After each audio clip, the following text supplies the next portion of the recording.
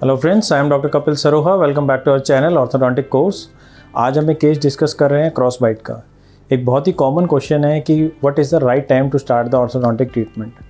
आज का जो केस है हमारा क्रॉस बाइट का, इसमें अभी आप अगर मैं अभी आपको ओपीजी दिखाऊंगा तो उसमें आप देखोगे कि रूट्स जो हैं वो फुली डेवलप्ड नहीं है। ऑल्दो आपको ये भी देखने को मिलेगा इसमें कि जो एडजेसेंट हमारे सी, डी एंड ई हैं वो भी माउथ के अंदर प्रेजेंट है।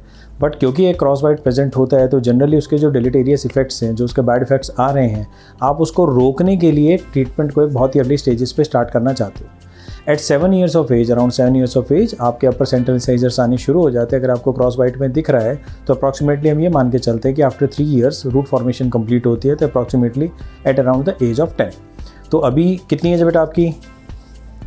12। तो अभी 12 ईयर्स ऑफ एज है बच्चे की। इसमें हम स्टार्ट करने जा रहे हैं हमारा ट्रीटमेंट। तो क्या कंडीशन है मैं इंट्रोली आपको दिखाता हूँ। ये देखोगे तो अपर लिप पीछे जा रहा है, लोअर लिप उससे आगे निकल रहा है। अब दिखाओ बेटा टूथ, ये आपको दिख रहा है क्रॉस बाइट में टूथ है। अपर दोनों सेंट्रल ही है। आप पोस्टीरियर सेगमेंट देखोगे परफेक्टली फाइन है, इस तरफ देखोगे पोस्टीरियर सेगमेंट परफेक्टली फाइन है। सिर्फ हमारे 2 अपर सेंट्रल इंसाइजर्स क्रॉस बाइट में जा रहे हैं। अब क्रॉस बाइट में जाने की वजह से जो प्रॉब्लम हुई है, आप साइड फेस देखोगे तो ये आपको दिखेगा कि लैग हो रहा है, कि पीछे की तरफ अपर लिप पीछे रह गया, लोअर लिप आगे चला गया। तो सिंपली हमें क्या करना है, बहुत ही सिंपल केस है हमारे लिए। हमें इसको जंप करना है, बंद करना है बेटा। हमें इसको बाहर लाना है। अब बाहर लाने के लिए हमारे पास अब प्रॉब्लम लिस्ट में क्या है, इधर सी है, इधर डी है, इधर ई प्रेजेंट है, तो इनको तो हम बॉन्ड कर ही नहीं सकते हैं। पीछे हमारा 6 डेफिनेटली प्रेजेंट है। हमें इसको जंप करने के लिए अब कितनी बाइट को ओपन करना है, धीरे धीरे ओपन करना है बेटा। अब ये अप्रॉक्सीमेटली हमें इतनी बाइट इसमें ओपन करनी है। तो ओपन करने के लिए हमारे पास 2-3 ऑप्शन हैं। एक ऑप्शन आपके पास ये है कि पीछे आप जीआईसी स्टॉप बना सकते हैं। जीआईसी स्टॉप आप बनाएंगे तो बाइट जंप होने के लिए आपके पास टाइम रहेगा। बट एक और हम जो चैलेंज फेस कर रहे हैं, बच्चा हॉस्टल में है। हॉस्टल में है तो वो 3-4 महीने तक नहीं आने वाला अगर हम जीआईसी स्टॉप लगाते हैं, और अगर वो ब्रेक कर जाता है तो हमारे लिए बहुत मुश्किल हो जाएगा ब्रैकेट को संभालना, क्योंकि क्रॉस बाइट इतना है वो ब्रैकेट टूट जाएगा। तो इस केस में हमने एक पोस्टीरियर बाइट प्लेन बनवाया है।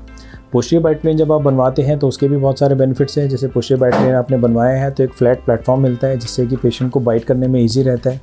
ये एक हमारा पोस्टीरियर बाइट प्लेन है। ये पोस्टीरियर बाइट प्लेन में पीछे की तरफ हम बाइट प्लेन्स बनवाते हैं दोनों साइड पे। जब पेशेंट इसको लगाएगा तो यहाँ पे उसका बाइटिंग प्लेटफॉर्म बनेगा। तो बाइटिंग प्लेटफॉर्म बनेगा तो बाइटिंग करने में ईजी रह जाएगा पेशेंट के लिए। तो पोस्टीरियर बाइट प्लेन लगाने के बाद जब पेशेंट को बाइट करना है तो क्योंकि पोस्टीरियर्स में अब ये प्लेन उसको बंद नहीं होने देगा, तो एंटीरियर में आपको ओपन बाइट देखने को मिलेगा। मैं एक बार पोस्टीरियर बाइट प्लेन लगाता हूँ। ये हम एक पोस्टीरियर बाइट प्लेन लगा देते हैं। ये हमने यहाँ से फिट कर दिया। बंद करो बेटा। ये हमारा ऑक्लूजल टेबल आप देख रहे हो, कम्प्लीटली आपको दिख रहा होगा कि बाइटिंग प्लेन प्रॉपर बन रहा है। और जो हमने पोस्टीरियर बाइट प्लेन लगाया है उसकी वजह से एंटीरियर में हमें क्रॉस बाइट इतनी होगी। तो आप ये मान के चलो कि अगर इतनी बाइट खुल जाए और आप साइड से देखोगे तो ये ऑलमोस्ट एज टू एज आ चुका है। अब हमें सिंपली इन दोनों टूथ को लाइन में लाना है और ये हमारी बाइट सीधा जंप कर जाएगी।